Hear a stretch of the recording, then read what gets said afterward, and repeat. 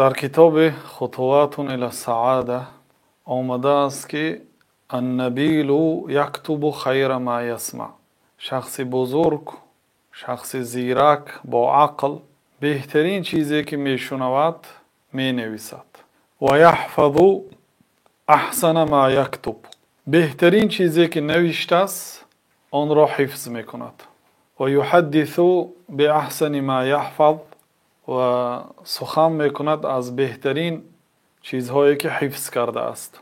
و این سخن به امام شافعی هم نسبت داده می شود که امام شافعی رحمت الله علیه گفتند که شخصی با عقل بهترین کتابها را می خواند و از بین آن کتاب بهترین سخنهای بهترین آن را قید می کند، یعنی نوشته می گیرد. چون که فقط خواندن و گوش کردن اگرچه در این هم خیر هست، لیکن خیر بسیار در چی است؟